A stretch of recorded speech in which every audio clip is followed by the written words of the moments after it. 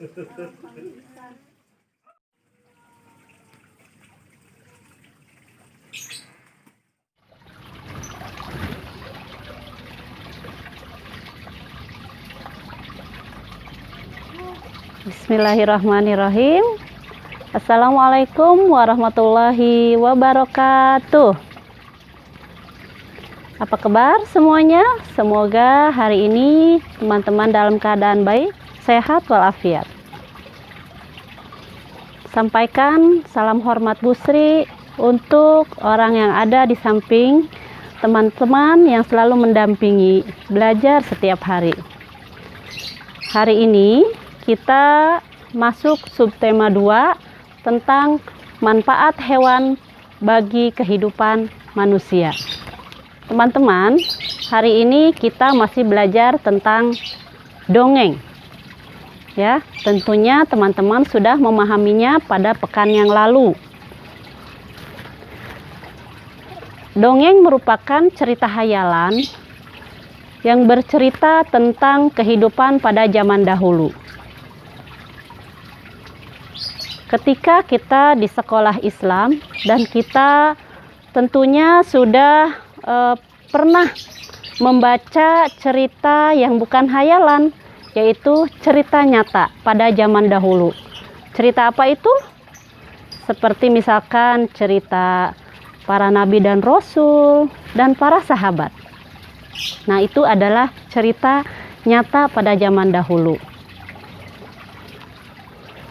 Untuk memahami isi cerita, teman-teman harus membaca dengan cermat dan dapat mengetahui isi cerita itu dengan menjawab pertanyaan-pertanyaan yang ada di dalam cerita. Ya, misalkan pertanyaan apa di situ? Tentang siapa, berapa, mengapa, bagaimana, dan kapan.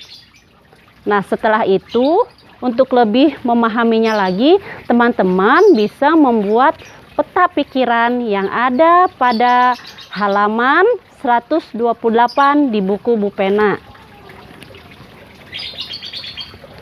Kemudian, dongeng tentang hewan, yaitu fabel. Teman-teman sudah belajar jenis-jenis dongeng pada pekan yang lalu. Ya, salah satunya adalah fabel, yaitu dongeng yang isinya tokohnya adalah hewan. Ya, dalam Islam sendiri ada kisah yang nyata, ya, yang tadi sudah Ibu sampaikan di depan bahwa Islam itu mempunyai kisah-kisah nyata seperti kisah Rasulullah dan para sahabat. Nah, teman-teman, Ibu bisa mengajak teman-teman di dalam cerita berikut ini. Dalam sejarah Islam, kucing memiliki keistimewaan yang sangat luar biasa. Baginda Nabi Muhammad SAW berpesan kepada para sahabatnya di mimbar untuk menyayangi dan menjaga kucing peliharaannya layaknya menyayangi keluarga sendiri. Diceritakan dalam suatu kisah, Nabi Muhammad SAW memiliki seekor kucing yang diberi nama Muza.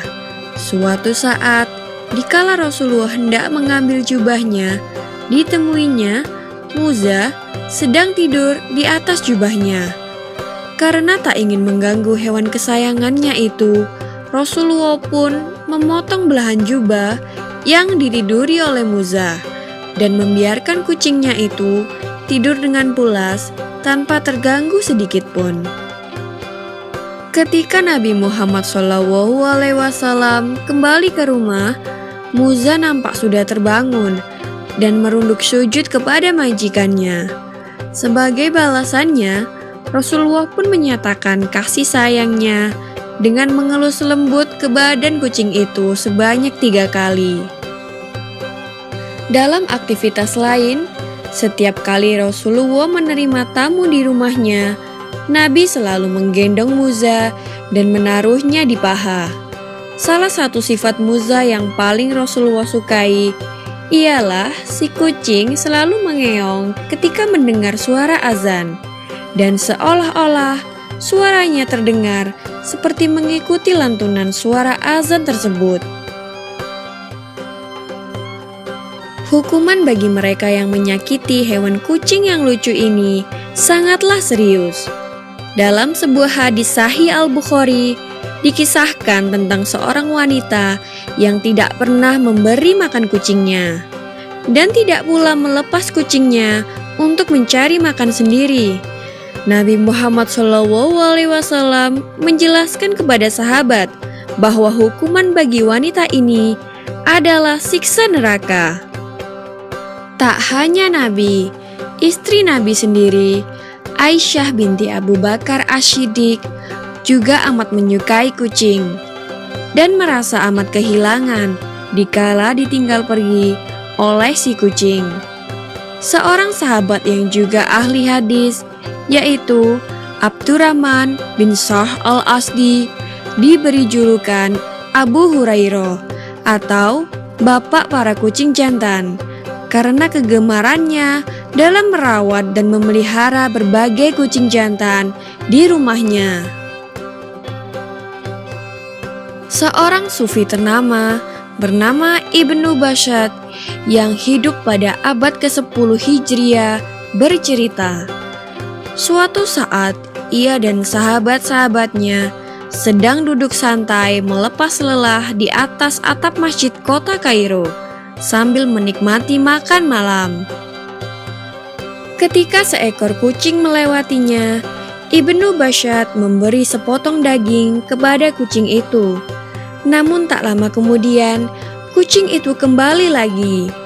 Setelah memberi potongan yang kedua, diam-diam Ibnu Bashad mengikuti ke arah kucing itu pergi.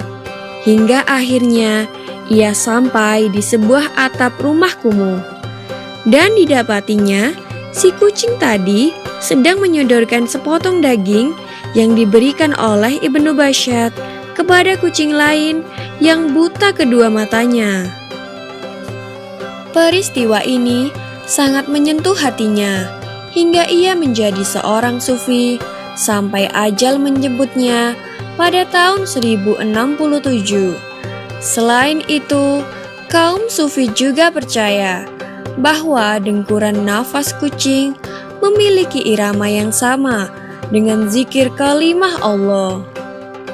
Begitulah kisah Nabi Muhammad SAW yang sangat menyayangi kucing peliharaannya dan berbagai kisah lainnya mengenai hewan lucu ini di dunia Islam. Maka kita sebagai seorang mukmin hendaknya jangan sekali-kali menyakiti hewan lucu ini, karena Rasulullah sendiri menjelaskan bahwa hukumannya adalah api neraka. Semoga kita dapat mengikuti akhlak baik yang mulia baginda Nabi Muhammad SAW ini.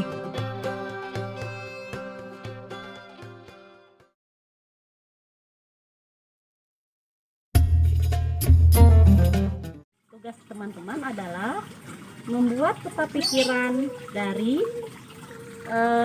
kisah nyata tersebut.